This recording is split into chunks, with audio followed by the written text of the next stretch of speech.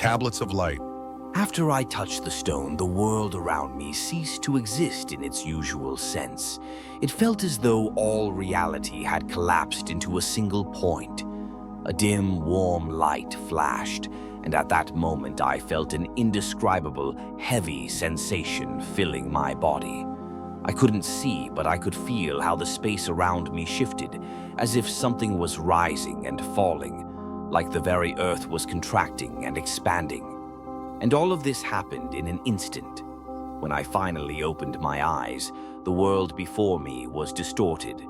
Everything seemed like it was shrouded in mist, blurred, as though my gaze was sliding over the surface of water, where everything was momentarily dissolved into smudged colors. It wasn't blinding in the literal sense, rather an eclipse that prevented me from perceiving space as I once did. I was kneeling, feeling everything around me compress, as if each object stretched in its own direction but couldn't find its form. It was as though I had entered a space where time and matter both existed and didn't exist simultaneously. The process of blindness lasted only a few seconds, but those moments felt long enough for me to realize that something had changed. It wasn't just a momentary loss of vision. It was something more. And then, when I tried one last time to focus on the stone, I suddenly felt a strange pulse pass through me, through every fiber of my being, making me shudder. This sensation was peculiar, cold and hot at the same time. I crouched to the ground, feeling a pulse in my hands, as if I were touching something intangible yet insistent. And then I understood. The stone I had just touched wasn't ordinary. It wasn't merely a fossil, but part of something greater. It wasn't described in books or any of the records I had ever studied. The stone was a symbol of something connected to those beings I encountered in the tunnels. The beings with the eye. I remembered them again. Those beings that looked like shadows, yet their eyes glowed with a strange, pulsating light. I could still recall how they moved, leaving almost no trace, and how their glowing eyes seemed like mirrors reflecting all the darkness of this world. Their presence was not just physical, but also mental. It penetrated the consciousness, filling every cell of the body with cold and a strange sense of insistence. It wasn't mere animal instinct. They were intelligent, but something about them left an impression of incompleteness, as if their goals and motives were hidden even from themselves. Now, as I stood in the tunnel, those beings seemed to have vanished. I couldn't find any trace of their presence. In this world where every sound could cost a life and where silence was the only ally, they disappeared as suddenly as they had appeared, but the memory of them remained. I couldn't understand what exactly they were seeking in these tunnels. Their glowing eyes, which weren't just light but rather conduits of energy or signals, had led me deeper into the very heart of this labyrinth. But what had become of them, and had they truly disappeared? Tunnels as a repository. Now, after touching the stone, I understood. The beings were connected to this place. They were not random wanderers. They were part of this underground world, a piece of an ancient system hidden from the surface. The stone seemed to be a key to the mystery, but it wasn't the only one. It could have been part of a vast system designed to conceal something greater, perhaps ancient technologies, or even energy that kept this place alive. I began examining the walls of the tunnel more closely. With every step, I felt growing tension. This place wasn't dead, it was a repository, not yet fully uncovered or completely abandoned. The beings with glowing eyes might have been merely the guardians of this energy or its conduits. Perhaps they had vanished because the very stone I touched had been activated, and now the system hidden deep within the earth was beginning to awaken. I kept moving forward more confidently and resolutely. This place, this labyrinth, was part of something that had once existed in this world. Perhaps it was a defensive system created before some catastrophe, or merely traces of what might have been. New tracks. The deeper I ventured, the more I felt that this place was changing me. With every step, it seemed as though I was not only approaching the solution to this enigmatic world, but also something more personal. I wasn't just searching for answers. I was trying to understand what was happening to me, how these tunnels, these stones, and these beings had altered my perception of reality. I found strange tracks on the ground. They were faint yet distinctly visible prints that no ordinary animal could leave. They moved as though someone had recently been here. The tracks led deeper into the darkness where no light reached, and I could almost feel the presence of those beings, if they were still alive, moving around me, watching, waiting. It seemed they had been here, and they were close, perhaps even observing me. But they vanished as mysteriously as they had appeared. Maybe their tracks, like the stone, were all part of a grand game that wasn't yet finished. All I knew was that I had to keep moving forward, because only then could I learn what lay ahead and perhaps understand what these tunnels were hiding. Forgotten ages. Once, long before the catastrophe, these tunnels might have been concealed from prying eyes. Perhaps they were part of an old system of underground bases, hidden mines, or even bunkers built in preparation for war. It's possible they were a project conceived during the Cold War, when every step toward nuclear defense was critical. At that time, people knew the future could become their greatest enemy. To survive a global conflict, they created such shelters, building massive underground labyrinths where their lives, knowledge, and technologies could endure. But over time, in an era of relative peace, these tunnels were gradually forgotten. Information about them faded from human memory. Places like this might have remained hidden forever, if not for one thing, a global catastrophe that unearthed this forgotten world. All these tunnels, these metallic remnants that had withstood the weight of time, might have remained hidden much longer if not for the changes brought by nuclear strikes. Explosions, disasters, and radiation exposure likely awakened this network. The Earth, collapsing and deteriorating, reluctantly revealed sections that had once been concealed from the outside world. Now they were open and accessible to anyone willing to traverse this path. Mechanisms of forgotten times. Bunkers, tunnels, and similar structures were hardly designed for long-term use. The issues I encountered were a result of these places being constructed with short-term needs in mind, for hiding, surviving, and remaining concealed in the event of war, but not for enduring centuries. All the mechanisms I found, old generators, rusted pipes, abandoned systems, might still have worked if not for the destruction wrought by time and nuclear impact. Yet, despite years of silence, these machines continued to be a part of this dead world, clinging to the remnants of their functionality. As I examined these tunnels, I could see they had outlasted more than one generation. They were built by workers who understood that such shelters were never meant to fall into the hands of ordinary people. Too many secrets were hidden within these walls. These weren't just rescue facilities. They were more akin to an archive buried deep within the earth, a fragment of history that was never meant to exist. Answers hidden in darkness. Everything I saw hinted that these tunnels were more than just remnants of a world that no longer existed. This wasn't merely a hidden realm for those above the surface, but perhaps a world that sought to preserve itself after most life on Earth had been destroyed. The entire architecture seemed designed to obscure the truth that perhaps in the days before nuclear war, those who created these bunkers hid not only their knowledge, but also their intentions. I continued to delve deeper into the tunnels, increasingly aware that these were not merely passageways, not just temporary shelters.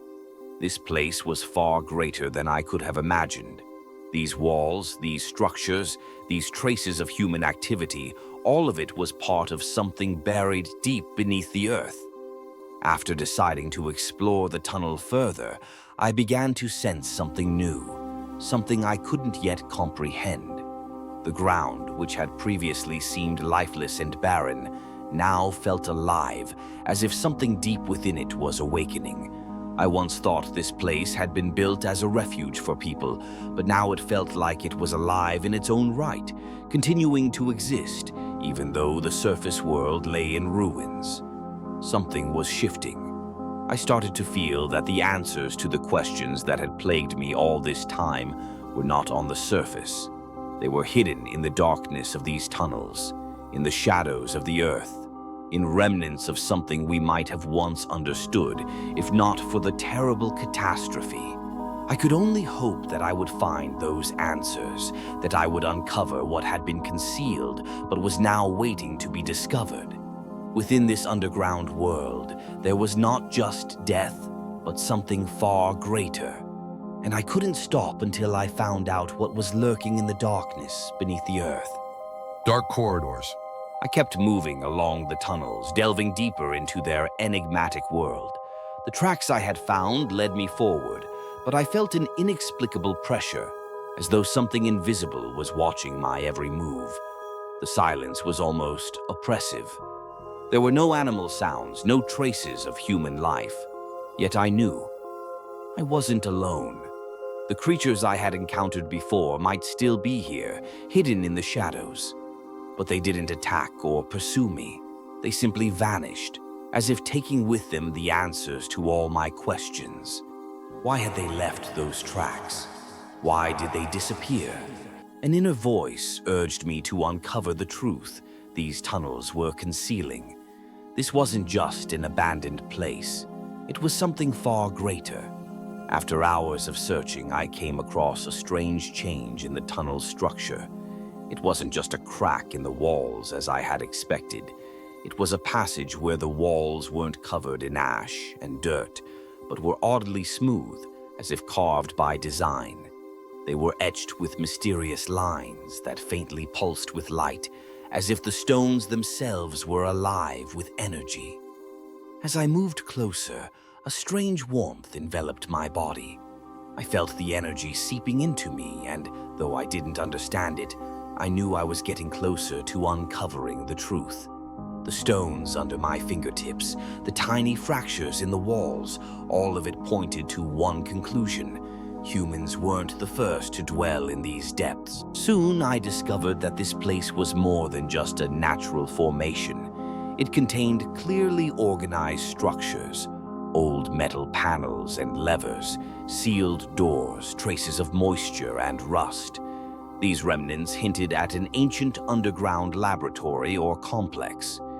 Yet there were no signs of modern technology. These were fragments of a forgotten world, and something about this labyrinth unsettled me deeply. The feeling that these tunnels were meant for someone else, not for us, grew stronger. Perhaps those who once lived here used the tunnels as a refuge or a protective system against destruction and disaster. But who were they? And why had all of this been hidden from the world? I approached one of the metal doors, thick with dust, and saw that it might lead to another part of the underground complex. Carefully, I opened it. Inside was an empty room with a few old devices whose purpose was unclear. The machinery was corroded with rust, but one device caught my attention. It appeared to still be active, or at least connected to cables that led deeper into the tunnel. Cautiously, I examined the device. After several minutes, I realized it was a controller, possibly linked to some massive underground process of which these tunnels were a part. It felt as though I had accessed a colossal machine that was still running, though barely functioning. But what was it for? What were these mechanisms sustaining? A turn in the stories. When I attempted to activate the system by pulling a few levers, I felt vibrations course through the walls, and the sky above the tunnel seemed to brighten. The energy hidden here began to reveal itself. Standing in the darkness, I felt everything around me shift. The faint lines on the walls grew brighter, and the air became heavier. The system I had activated was likely part of some long-forgotten project, one of salvation, protection, or perhaps something even greater. But something felt wrong. As soon as the system started working, an unease settled over me. The creatures that had disappeared earlier, perhaps they hadn't simply vanished. Perhaps they were part of this system, connected to whatever powered this underground network. Maybe their glowing eyes weren't just light, but part of their control. Standing in the heart of this vast labyrinth, I realized I needed to uncover what had happened and what other secrets these tunnels still held. The missing creatures. Who were they? I kept revisiting my memories of the beings I had encountered before. Their glowing eyes had felt like indicators, guiding beacons. But why had they disappeared? Had they left because their purpose was fulfilled? They might have been guardians, monitoring the events unfolding in this underground world. Their absence could be tied to the reactivation of the control system, or perhaps they had retreated to remain part of some vast hidden civilization. I had to know more. Why did they leave? Where were they now? These questions consumed me. As I puzzled over how the system still functioned, a sound stirred in the darkness. Something moved, and I knew it wasn't just my imagination. I froze. Had the creatures returned, or had something else awakened in this dead world?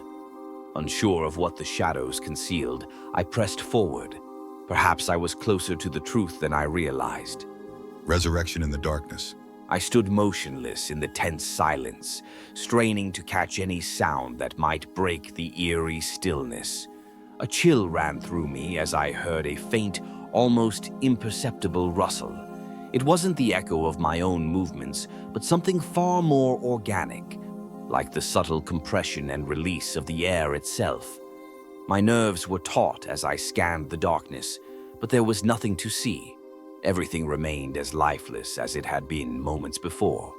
Still, the feeling that I wasn't alone refused to leave me. It was a growing sense of foreboding with every breath, as though something alive lurked in the emptiness, something I couldn't comprehend and didn't want to. I moved cautiously, careful not to disturb the silence. Each step echoed through the tunnel, reverberating in my chest, a constant reminder that any misstep could be my last. Then, as I rounded another bend, I saw something that stopped me in my tracks. New symbols appeared on the walls, not like the ones I'd seen before. These were brighter, their lines sharply defined, almost like ancient runes carved into the stone. Their glow wasn't ordinary light, it was a strange pulsation that seemed to penetrate my eyes and into my mind, making me instinctively touch my head. The energy radiating from these markings signaled that I was approaching something crucial, something beyond comprehension. I moved closer, and just then, something stirred in the darkness again. I felt an unsettling closeness, though I couldn't pinpoint its source. Then, a sudden flash of light. For an instant, I saw them. Creatures, not the ones I had encountered before, but something related to them. Their eyes glowed brighter than ever, and I felt their gaze pierce into me, into the very core of my being. I couldn't understand what they were trying to convey, but I knew they weren't my enemies. They were part of this place, part of the labyrinth, and somehow I had become a part of it too. They vanished as quickly as they had appeared, leaving behind only shadows and questions. But now I knew I was not alone in this underground world. These creatures were here, and something was waiting for me ahead. I continued my journey, but every movement in the tunnel felt heavier, as if I were approaching an invisible boundary. Then I noticed something strange. A new opening had appeared on one of the walls directly in front of me. It was small, almost imperceptible, but the light emanating from it was so bright I couldn't look away. This was no mere hole in the rock. It was something more. It felt like an invitation, beckoning me to step further into the unknown. I moved closer and felt the air around me grow thicker, as if someone or something was trying to awaken me. I knew I had to go through that opening, but there was a hesitation within me. I suddenly realized that what lay beyond could change everything. Everything I thought I knew about the world. these tunnels and all that had happened, it might all unravel in that moment. Perhaps what I was searching for was right there, beyond that light, and so I stepped forward. But as soon as I entered the opening, all the glowing pulses around me flared at once, and I understood this wasn't just a passage. This was the beginning of something, the start of something I could not control. The world around me vanished, and in that moment I realized I was no longer just a man searching for answers. I had become a part of this place, but who I was now and what lay ahead, that was a question I still didn't have the answer to. To be continued.